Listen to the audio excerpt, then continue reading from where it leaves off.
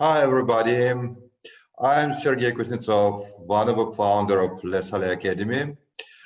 Today we have an open house. I would like to introduce my colleague.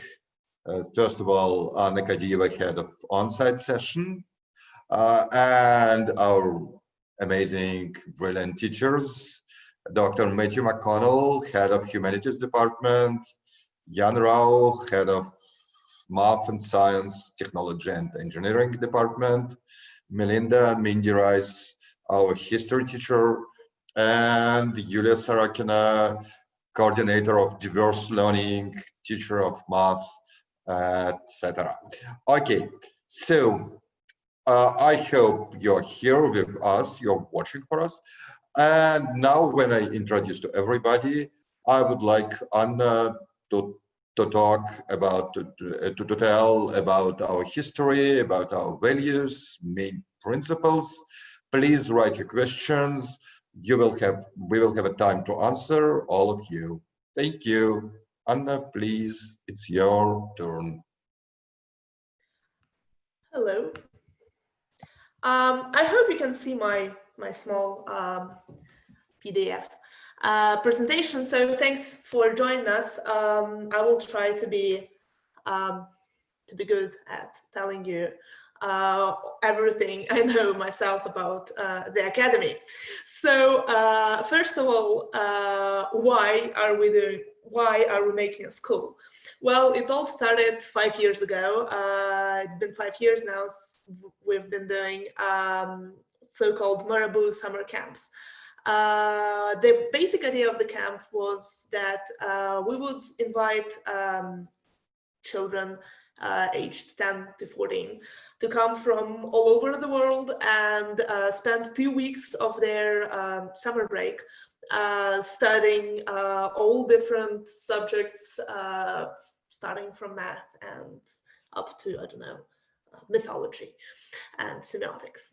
And so we've had students coming, visiting us from all over the world. We've had big experience learning what their, let's say, educational needs are, and speaking to their parents, we could come to some conclusions on what their educational demand was. And what they all were like, well, not all, but many of them were telling us, were asking us about was, let's say, the following question. You are doing such a great project in summer, why don't you do a school? Studying in Marabou is so cool, studying at school is so boring. And we realized that it's not a local national problem of, let's say, Russia or United States, but as you can see, it's the same in Australia, in South Africa, in Singapore, in almost any country.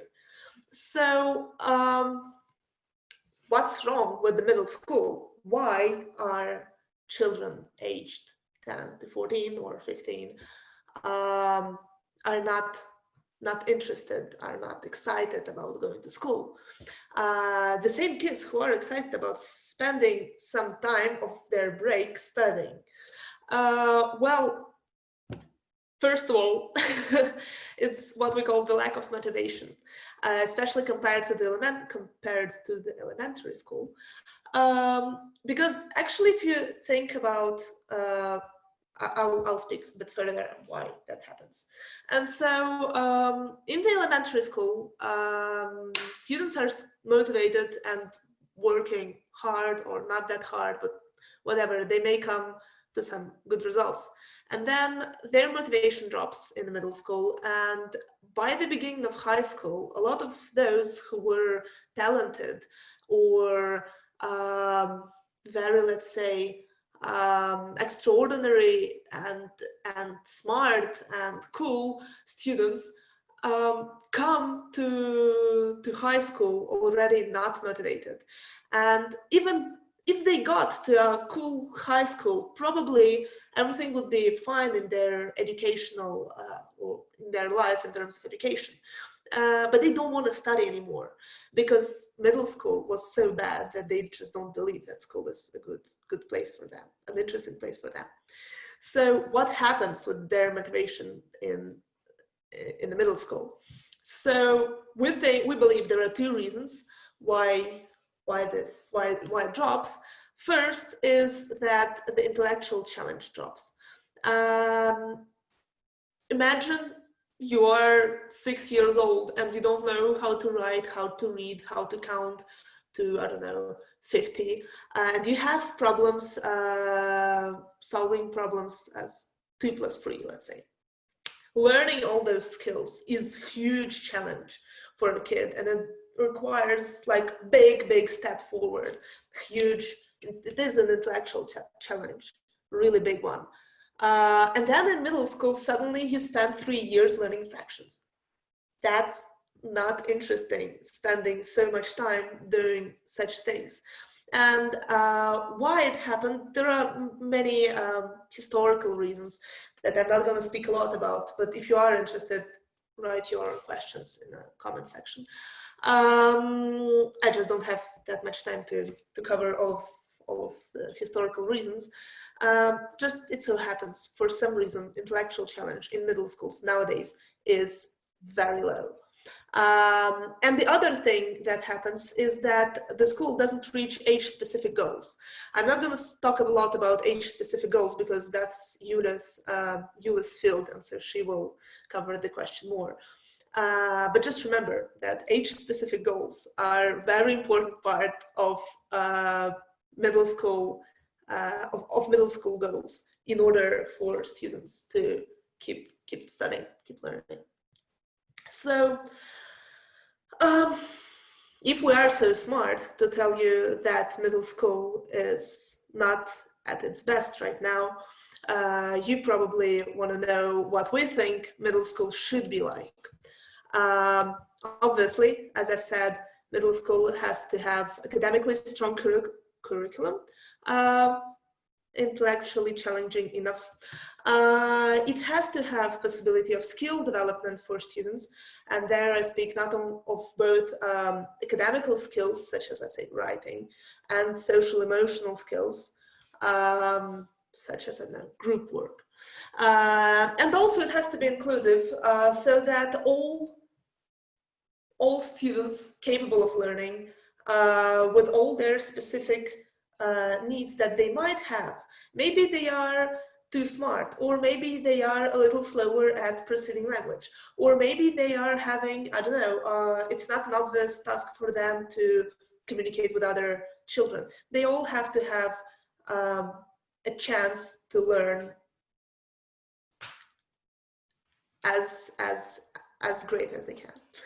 So what we do in Sallay Academy, and that's the most, I think, personally think, the most exciting part, is we've adapted what is now called blended learning model. You can see on a small scheme. In the beginning of school year, students come to the Chateau Sallay. It's a very beautiful chateau that you can see a small piece on the right of my slides. So they come to the chateau and they spend 3 weeks on an on-site sessions, and that's the part where I'm responsible for everything to pass well. They meet each other, they meet teachers, they have all the bonding activities and icebreakers, and students meet, what's most important, students meet teachers, and they establish a good contact with them. And so then when they come home to all different countries, from all over the world where they live, and study and spend 2 months studying online, that's all those teachers are not just, small faces on a TV on their screen, like, small squares. They are real alive people whom they've met, whom they've liked, and whom they're looking forward to seeing again. So that's very important for learning motivation, as well as a great chance to develop all, let's say, social, emotional skills, which are not very online developable I would say. So yeah, then they go home. We all spend 2 months online and come back before Christmas for 3 more weeks at Les Sallay. This year we've had a great Christmas session, I think. Melinda Rice, who's a great Christmas fan, said that it was very good even for her, you know, so that's a very, very high appreciation. And then we all go back home and spend 2 months online until, let's say, end February, the beginning of March. In March, we all meet again in Burgundy, in France, at Les Sallay, and finally go home for final 2 months before returning in the end of May for the final conclusive on-site session, which is supposed to finish with a graduation ceremony for those who leave us, or some other, you know, close of the year activities. Unfortunately, we didn't have a chance to run it this year because of the lockdown, Corona, and, you know, all these kind of things. But we somehow managed to do it online, which I think was great. But in the normal life, we would meet in May, June, and then after the June session, everyone returns home for summer break until September. So that it is what we do in terms of how we organize studies, how we organize learning in Les Sallay. And yeah, we've launched last year. Now we have students from many different countries. We will have even more students from even more countries next year, but we still have some places available, and we're also opening a second school. So I think we're doing a great job. But when you look at me, you probably think, well, sure, she thinks she's doing a great job, right? That's her work. That's her, let's say, project. So this is why I would like to introduce a person to work with him, with who is a big honor for me, a person who has great experience in working all over the world with, I think, all age groups possible, from middle school students to college students, in the United States, in Europe, in Asia, in international projects and in national schools, who will tell why, from all this huge range of choice she has had, she chose to work with us, and why what we're doing is really worthwhile. So please welcome Melinda Rice, history and geography teacher.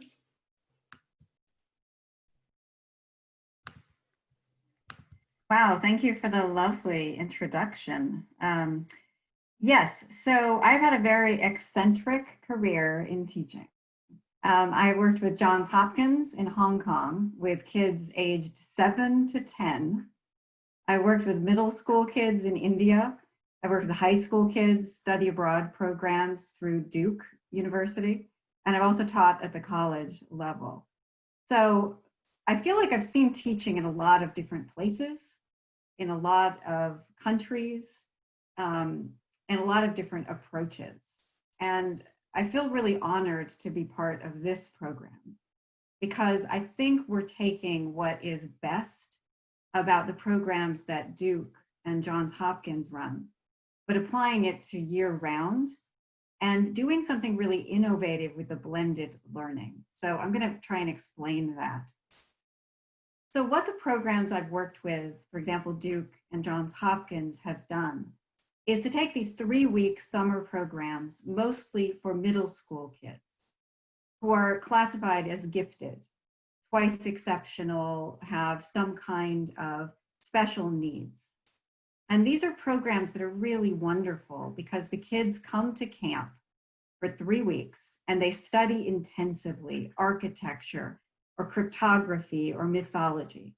And they learn that there are other kids like them who want to basically obsessively talk about math for 3 hours at the school dance.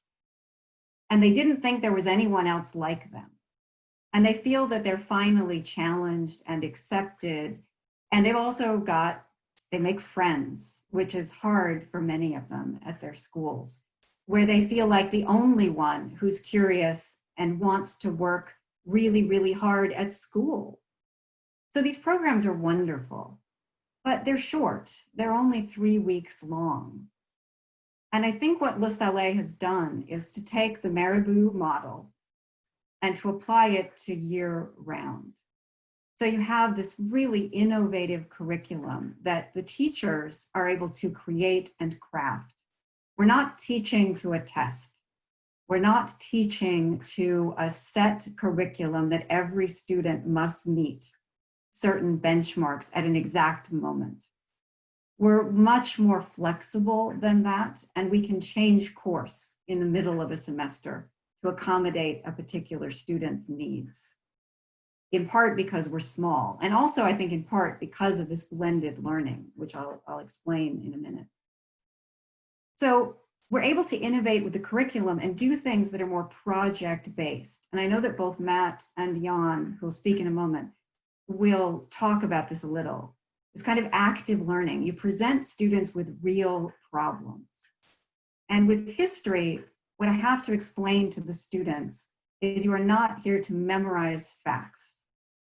History is a series of debates about the past. So I'll give you an example. With the older kids, we recently looked at Nazi Germany, and we looked at biographies of people voting in 1938, when the Nazi Party really began to increase, or sorry, 1933. And they looked at these biographies and they had to make decisions about who would they vote for.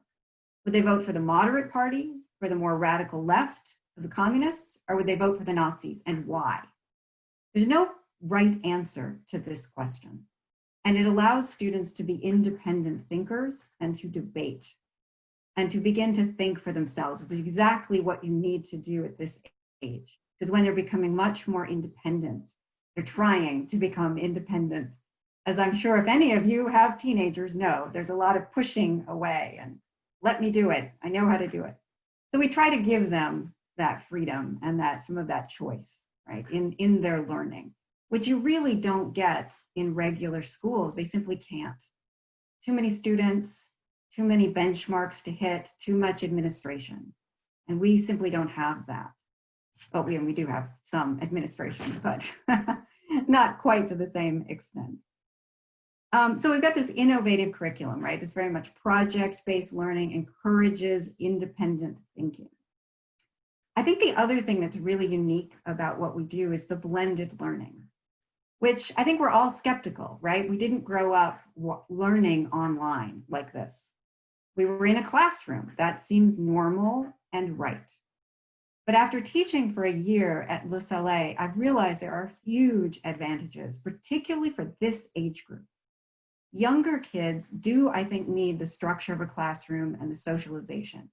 But when they get to be 10 or 11 or 12, they're beginning to become more independent, and they need to be able to manage their own learning a little bit, right? Depending on how old they are. Yulia will probably talk about this more. But as they get older, they need to be more in charge of their own learning. And we're doing things online. I can target exactly what a student needs by giving them an assignment that's just a little bit different from someone else. I'll give them a reading that's a little longer, ask them a little bit more complicated questions. The other students don't know, they're each being given something slightly different, but it's very targeted toward that student. Also, and I think at this age, it's really important, they don't have the distractions of a classroom. They're not hearing somebody in the corner. And for kids who are twice exceptional, for students who have trouble in regular classrooms, this is ideal. They're at home, they're safe, it's quiet, there's nobody next to them that they're worried about is going to say something mean, and they're very focused. And again, this allows us to develop, right, their independent thinking and their learning. Then we've got the on-site sessions, which are so great for us to get to know the students more personally, and for them to really practice, how do you focus when you've got somebody next to you who's, you know, kind of tapping on their desk, or who's moving around, or something's happening. You know, you work on those skills, right, to be able to focus in that atmosphere. And you also, I think ideally, we really want to get them to listen to each other. That's one of the big problems with the online session, I think, is that they sometimes will not listen to each other talking, right? They tend to be more focused in individual work. So the online, on-site sessions at the Chateau are ideal for getting students to communicate and connect with each other. Either debate, learn respectful ways of debating, learn how to express themselves, right? Deal with all the sort of interpersonal conflicts that make our lives so interesting. So that's really my main argument here about why Le Sallay is so unique, is that we may think of the online learning as being a disadvantage. I actually see it as being a big advantage, particularly for certain kinds of students. And when you combine it with the in-person, in these short 3-week sessions, we get to know the students deeply. I know so much more about them after a year than I did after, you know, a month. We can target their learning online, and they become more independent thinkers is really our goal here. And then finally, just to wrap up, I also want to say, working with really talented teachers and innovating by doing this co-teaching that we have done, in which I will teach with the biology teacher, for example. We taught about smallpox, or we'll teach about the Spanish flu. All of those are very much in the news at the moment. So we targeted our learning to the current moment. But this co-teaching is really ideal for bouncing ideas off of each other and really being able to enhance students' project-based, right, active learning. And I'm hoping that we will continue, I believe we will continue to do more of that when we're in the in-person sessions. And again, that's unique. Everybody talks about co-teaching, nobody does it because it's really hard.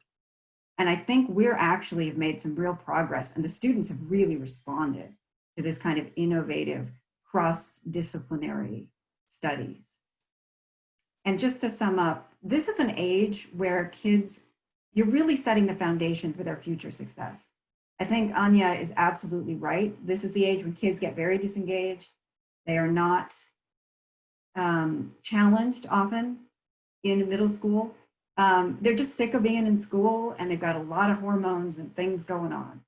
But this is a moment when you're really establishing a foundation for their future learning, because watching them over 2, 3, 4 months, they make huge leaps in understanding. And they make big leaps in their ability to self-regulate, to be able to manage their time. And it's kind of astonishing to me teaching college, because you really don't see much change with college students. It takes a long time. But with these kids, you know, you've got these big leaps. And I think that our methods and the ways in which we're innovating are really ideally targeted for this age, to really see them lay that solid foundation so that when they do go to high school and then to future educational goals, whatever that might be, they are really primed to be curious and have the skills they need to answer their questions, to satisfy their curiosity. So thank you. Thank you so much, Mindy. So I think after such an impressive, I hope, introduction, and thank you, Mindy, for your words. It's a big pleasure to hear them. You speaking of us this way. I would like to present, to pass my word to Yan Rauch, head of STEM department, so that Yan could speak of his part of curriculum. Hi, everybody. Well, our approach, this blended learning, well, may seem novel, but actually the main idea of our STEM teaching, STEM teaching, and the main theme that actually we try to share with our students is really, really old. It is that in the world is knowable, harmonious, and good. And these are the words of Plotinus, and almost 2,000 years old, and they're forgotten somehow. Well, but science and even mathematics begins with an observation of the world around you, with observations that some phenomena are connected to each other, with interest in this interconnectedness of all things, and with the belief that we can understand this world.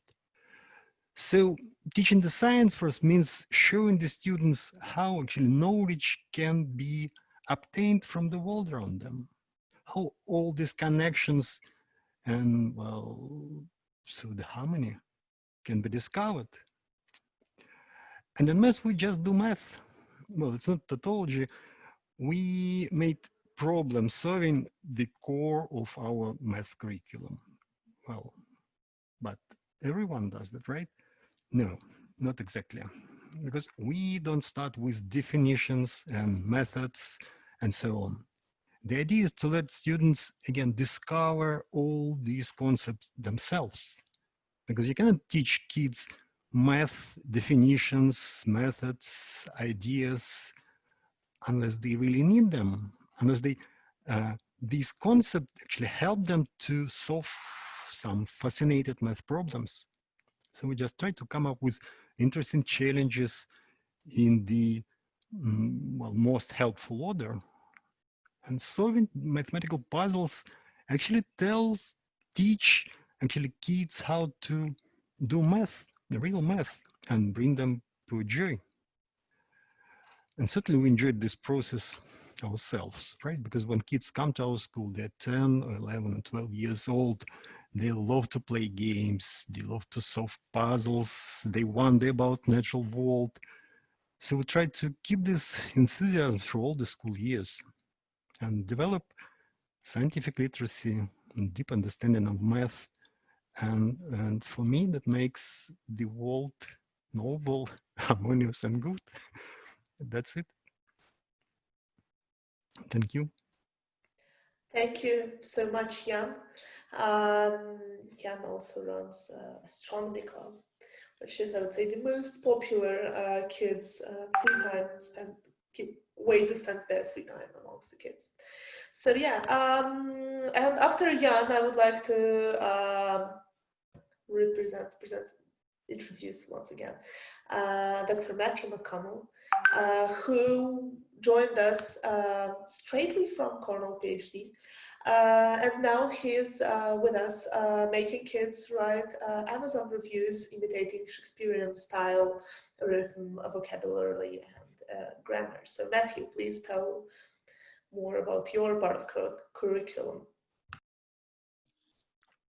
Hi, so I'm Matt McConnell, and I am the Humanities Director for Sallay, and I want to talk briefly about why Sallay is a place where I am learning all the time, not just the students.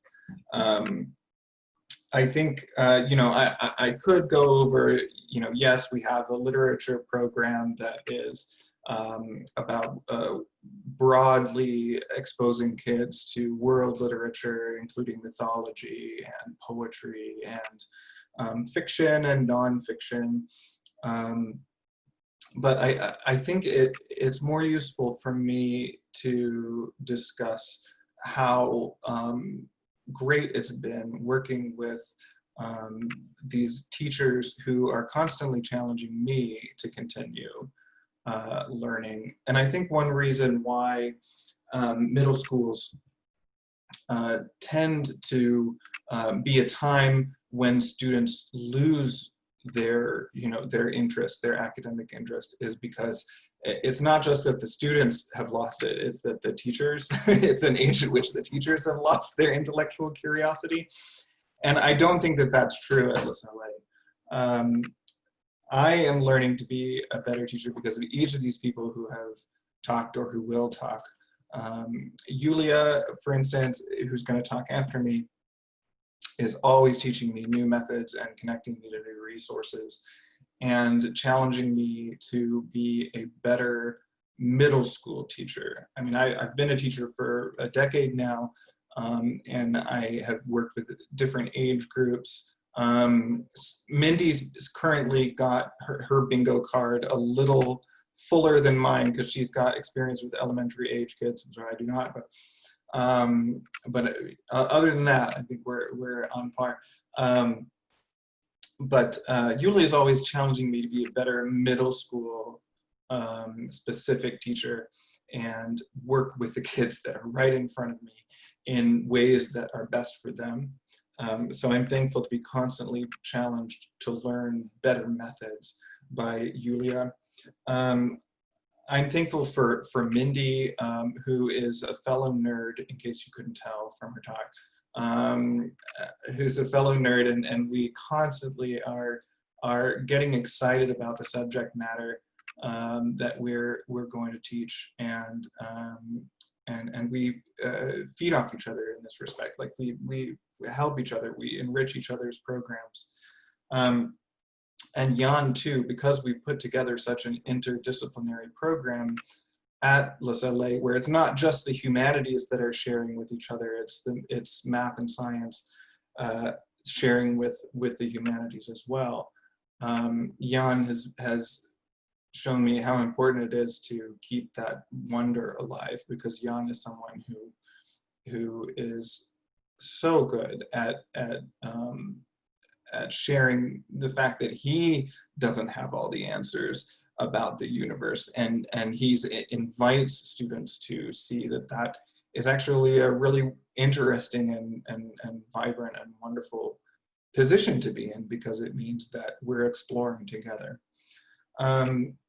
So yeah, I mean, we just have a really exciting interdisciplinary program where our co-teaching, I think, is only getting richer over time.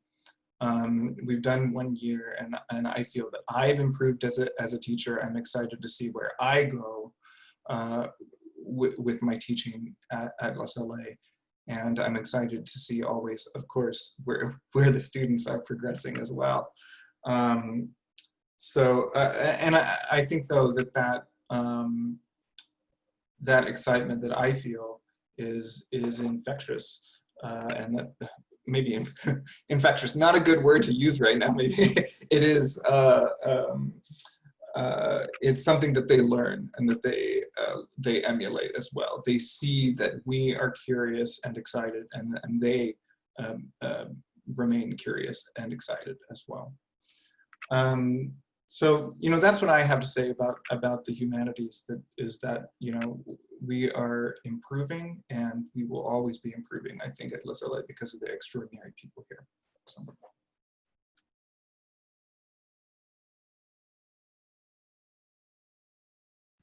Thank you so much, Matthew. And so finally, I'm thrilled to announce Yulia Sorokina, a person who is an absolute genius in what comes to twice exceptional kids, or inclusive learning, or generally meeting specific needs of every student, even if we have 15 or 25 students at a time. Yulia managed to be equally attentive to everyone. And so Yulia, please tell us a little about what you do and your part of the work. Hi, so I am Yulia Sorokina. I am in charge of the diverse learning needs at Sallay. I'd like to say thank you so much to Anya for that wonderful introduction. And I also would like to reiterate how wonderful and amazing it's been to work with my colleagues in this past year. The amount of growth we have done as a school, I would say, is fully attributed to everyone's willingness and excitement to co-teach and collaborate, which for me as a special education teacher coming into this role is truly a new experience. And it is very, very rare to be in a middle school where teachers are truly excited to meet the individual learning needs of each student and to collaborate so well together. So for that, I do want to say thank you to everyone. And I would also like to describe a little bit how we meet these individual learning needs and how we structure our co-teaching program, since it's such an integral part of our blended learning model. So First, we start out with finding out students' areas of need and areas of growth through just very much informal testing. So we don't do anything that's very strenuous or stressful for the students. We want to make sure that we keep it more game-like as possible. But in this way, we're able to learn a little bit about each student's academic needs and social emotional needs. We collaborate every single night to discuss how our students are doing in each subject area so that we can constantly progress monitor their growth. And after we do the testing, we put students into very small groups. Most of our classes have maybe 3 to 5 students at most. Some classes will even have 2 students, which seems very bizarre for a regular middle school experience. And even with a class of 3 to 5 students, we will still have 2 teachers. So my role comes in providing different differentiation, academic support, language support, writing support, and just in general social emotional monitoring and support as well for the students. We use the co-teaching models established by Dr. Marilyn Friend, and we love to use station teaching, which usually is not done online, but we have managed to come up with a system of station teaching where students are creating their own individual assignments without realizing that other kids might be doing something else, while still being in contact with all of their peers and with both teachers. So we never single out a student and make a student feel like they're doing something different, and make sure that everyone feels comfortable and happy within the classroom. So that is a very huge part of how we establish our classes. I also want to kind of talk about how at our on-site session and during our online session, we're still able to work with kids on a social emotional level. So all of our clubs, activities, games that the kids are so excited to do when we're all together, we still continue this online, which is so huge for kids' growth because we never want to have a child feel isolated. And especially during this past 3 to 4 months of quarantine, it was super important for kids to be able to see each other online doing some kind of quest or a game or yoga club or math club and still feel a sense of normalcy. So outside of the regular academic classes scheduled throughout the day, they also had options to join their clubs and see their friends in a variety of ways. So that was an amazing thing that we did together as an entire team. I also want to say that we have our psychologist, Anna Kadieva, who is very collaborative and helps with monitoring the kids' social emotional progress throughout each academic area. And as a team, we discuss every single day, how can we best serve the individual needs of students? So again, to wrap up, I would like to say that this has been such a wonderful school year for me. I have truly enjoyed co-teaching with each of the teachers here. And then I also teach a math class as well and a yoga club. And I'm excited to have more students join us next year and continue working with the team. So thank you so much again, and back to you, Anya. Thank you so much, Yulia.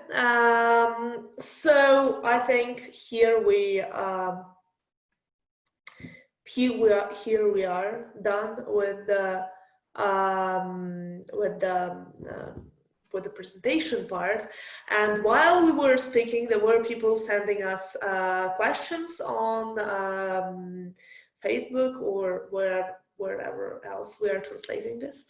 And so I suggest we answer them one by one. I think I will read the questions out loud, and then we'll decide to whom it refers and how we treat them. So first question we've got is the following. Are there any changes regarding the in-person sessions for the US-based students this year? If I may, I would like to paraphrase this question a little and say, are there any changes regarding on-site sessions this year? Because the whole world is being, the situation in the whole world is being different in terms of traveling, borders, epidemic control, etc. So if I may, I will say, I'll answer, and then probably Sergey or whoever else wants to answer will add from from their behalf. So we, of course, are going to follow very precisely all the instructions and all the rules because kids' safety is our absolutely first priority in all cases. So we will, of course, we will cancel the September on-site in-person session unless the situation changes rapidly in a dramatic way. So we have had already an experience of introducing new students to the school online. It happened in April when the whole world closed for lockdown. We've had 7 new students joining the school. For you to understand, we've had 13 students in the beginning of the school year. So 7 more is like 40% more, 45% more. I'm not that good at math, but that's a lot in terms of like proportion. That's a lot for us.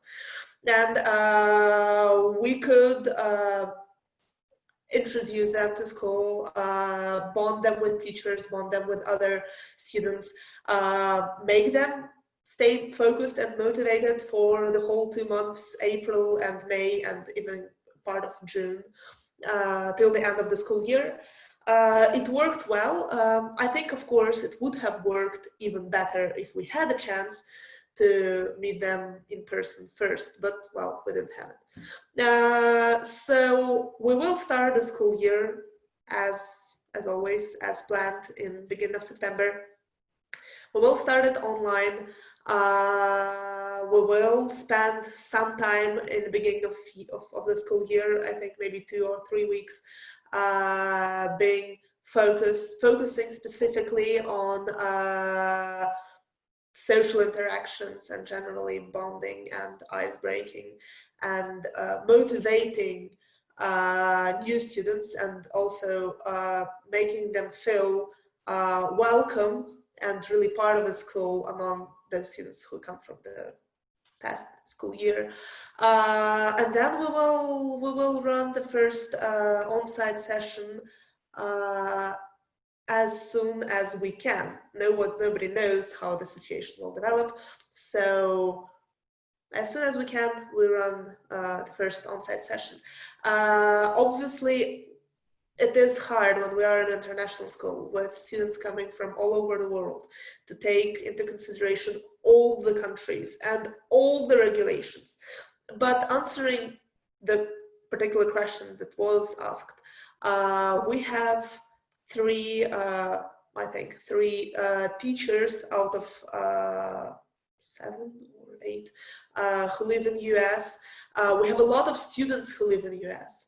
So obviously we won't start any on-site sessions unless it is safe, legal, and secure to travel from United States to France.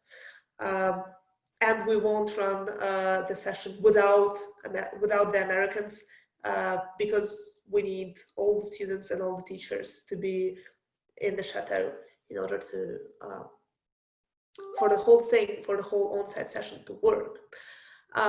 Yeah, so that's my answer on the first question. Sergey has had some troubles with the connection, so probably he doesn't want to join me answering this question. If there's anything else he wants to add, we'll probably just add it later. So if everyone's okay, we'll pass to the next question, which is, what is the youngest student age you will accept?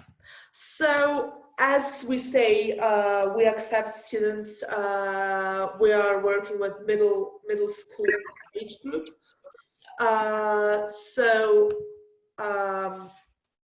Middle school is different age group in different countries. For example, in Russia, it's up to 13. In UK, it's up to 15 years old. And we will, like, the eldest students are the students ready to go to the high school in their country. So it differs it depends on the country they come from. And the youngest, I would say, is 10 years old. First, because we don't know any, I haven't heard of any country where the elementary school would finish at 8 years old. I think that's too early. And second is that spending 12 weeks per year away from home requires certain skills, not only in terms of, let's say, everyday life skills, which is important, but also like, as I've said before, we were doing summer camps, and we've seen a lot of very smart kids in summer camps who come at 9 years old, and they miss their families a lot, and they really wanna go home after 2 weeks already, and we're having 3 weeks long sessions. So I would say that for that reason, let's say, for the reason of their emotional comfort, firstly, we don't accept kids under age of 10. But maybe Yulia will disagree with me. I don't know. Yulia, what's your opinion? I agree with Anya. I think 10 is a great age to start our school at, because like Anya mentioned, most middle schools do not start before 10 anyways. And being away from home for so long is really difficult for kids under the age of 10, and we don't want to create any social emotional distress for any child. So we really want to make sure that this is a great and happy experience for the traveling portion of our school. So 10 is just like the perfect age for kids to start gaining some of that independence and being away from home for a little bit longer at a time.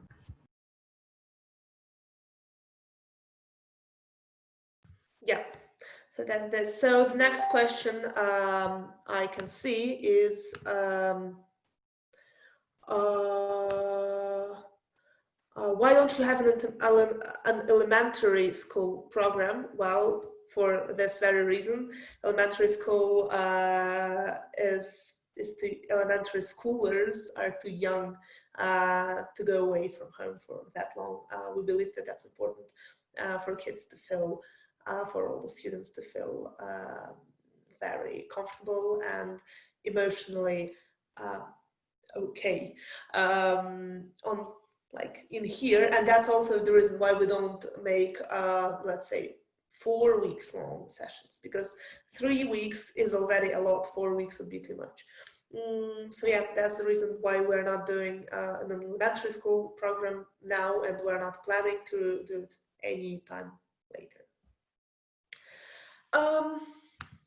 I think that's all for now. Oh my God, quite a lot of people have watched us so far, and as the whole thing will be recorded, you will have a chance to ask more questions, curriculum specific, whatever, social emotional specific, generally about the way the whole thing works. So I think if you are watching this now, you are watching us on Facebook. If you have any questions regarding how to apply, what are our, I don't know, what's the legal part of, what's the legal side of the whole thing, etc., don't hesitate to write in the comment section, just message our page, or use the email, which is, I guess, admissions@lesallay.academy. So yeah, that it is. If you have any more questions, please ask. We will answer them as soon as we get them. Thank you all for joining us here today. And it's not the end. Oh, isn't it? Okay. Sure, it's not the end, because some of our guests asked me to show the castle where the inside session have to be. So now I choose my camera and make a small walk through the castle. But now, you know, it's working as a hotel, so a lot of guests usually during inside session there is of course nobody, just kids, teachers, and staff. Very strictly, we're very strict in anything concerning education. and like security, so there's no one around when the school is there. So as you can see, this is one of the rooms, one of the study rooms. Obviously we changed some furniture and we have a projector that we can project on the wall, Okay. the whiteboards, etc. So this is one of the room. Usually there is another furniture for classes. Now I'm going out. This is, I think we're going here. We're going for this nice stair. And then we go outside. Outside. So with a small tower called Pigeonnier, it was done here many years ago. And so this is the chateau itself. So it's not very big, you see. Up, there's a park. Park is big enough. It's safe, secured, and very good for, oh, sorry, it's sun for kids. Now I'm working a little bit.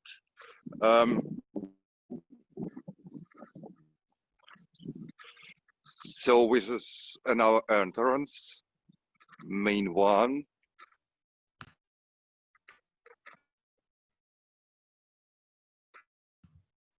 Oops. So normally, just in case you're wondering, internet connection on site is okay unless you're trying to show something from your phone, neglecting Wi-Fi to 25 people. So yeah, Sergey came to the place that is called Chapel. It used to be a real chapel of, let's say, beginning of 16th century. There were true wedding ceremonies. And Sergey, could you please show us the, oh my God, what's the word? You know, the ceiling, please. No, yes. Yeah, so you can't really see, but there is like... What I need, we were here. Yeah, very beautiful and truly, truly Gothic. Yeah, let's go on for, they learn math in there actually. I think that's very, very medieval, very inspiring to study math. So we are going to a restaurant. When I'm silent, camera is not on Facebook, so I have to say something to everybody see. So this is a restaurant. Usually during session there is a lot of kids here, food, a kind of buffet, and the last room like a library. Yep. So some pictures, some painting. And so you see, it's a small classrooms because we have a mix. So Anna, do you want to make some commentary? That's Matthew's favorite room. Maybe Matthew wants to say something about it. That is my favorite room to teach in. It's cozy, and there's a little shelf there that we're filling with books for students to read in English, and then all the AV equipment is also there. So it's homey and practical at the same time. I would say that the Yeah. shelf is not There that. is shelves and books. We changed the books in the beginning of academic. Well, yeah, we are actually changing books, whatever. Yeah, so that's the restaurant part. You know, food is kind of important at school. Fueling your bodies, fueling your minds. And yeah, here we go. Sergey will return, I guess, to the first room. No? Oh my God, what is he planning? Oh. Sergey, what are you doing? Where are you going? Okay, I was not born for commenting on football. Okay, unfortunately we cannot show rooms now because all the rooms full of guests today. It's a high season, so many people here in the hotel. I will show you another building, the small one, because, you know, some of the lecturers and kids lives in Chateau itself, and some of them and some another building, but it's very cozy, very nice, and as well very safe. Yeah, so while Sergey is walking and his connection is poor, because once again he's jumping from one Wi-Fi network to another. Yeah, we've had a wedding, as you can see, a sport car. No, this is not the car we used to normally transport kids. So yeah, what I was going to say, I don't remember, whatever. Well, yeah, just, it's huge. I would say So the park is very big, so they have a lot of safe space to run around, to have some. Yeah. So this is another building, all in the floors during, I think, 8 months of the year. So this one, and this another small building, usually psychologist lives here sometimes, and other teachers. So I think it's not very good connection to the walking through all the park and show it to you, but usually parents on the first session drive here with the kids, or fly here with the kids, so you will have an opportunity to see it themselves if your kids join us. Okay, thank you. Also, if you want to see more of, let's say, maybe also in a better quality, you may visit the Chateau Sallay's website, which is, I guess, lessallay.fr. And you will have the 3D view of all the rooms, inside, outside, all the rooms where students stay, etc. All the study spaces, etc. So also, I think Sergey will come back now. We'll return to the White Room, and what we call the White Room. It is the place where he started his tour, and we will go on with the questions that we've got in the past few minutes. Yeah, I'm right. I can show, I think this steroid doctor is the date here, 1638, but it's hard to see online. It's impossible to see, I'm sorry. Like, you know, cave painting. Just trust me. Also there. Yeah, just trust him, cave painting. So yeah.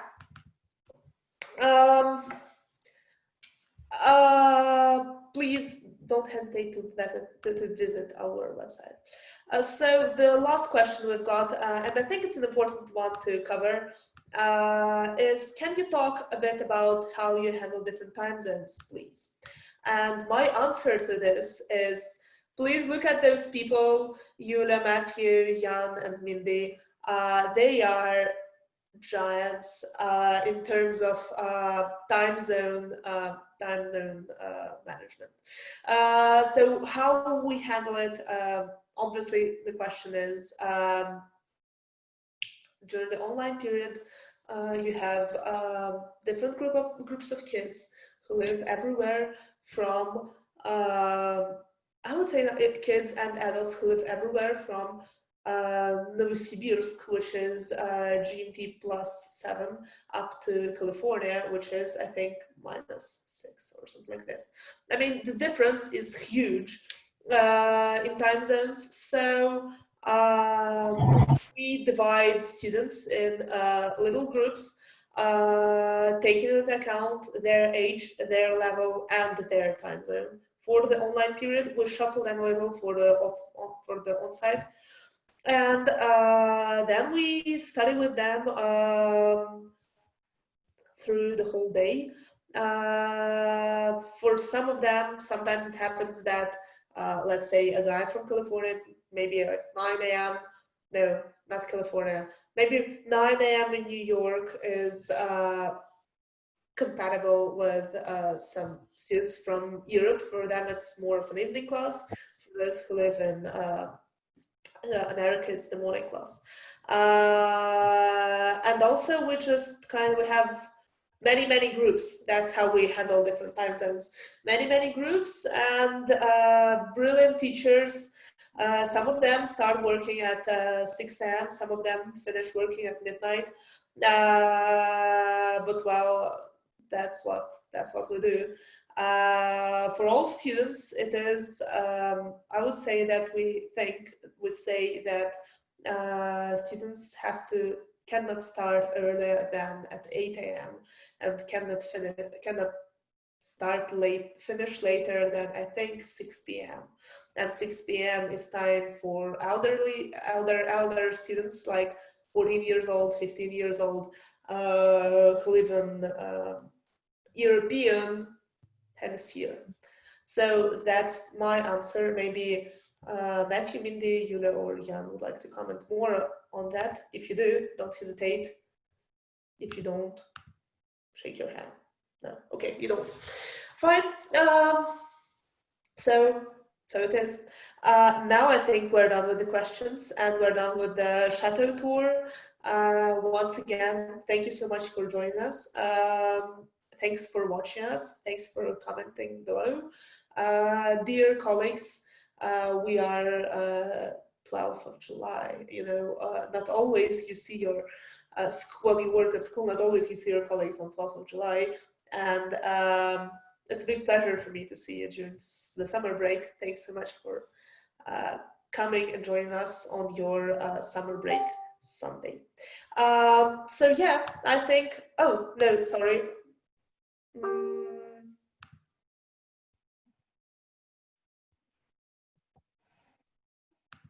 Yeah, so I think that's that it is. We also, please don't hesitate to visit our website to comment on anything you feel is interesting to comment on, and to ask any further questions. Yeah, I think it's been an hour that we're speaking now, which is a lot. So we'll wrap up. And yeah, please come join us. All right, well, thank you, Anya. Bye. Bye, everybody. Good to see you. Thank you, everyone. Bye. Yeah. Thank you, everyone. Thank you. Bye-bye.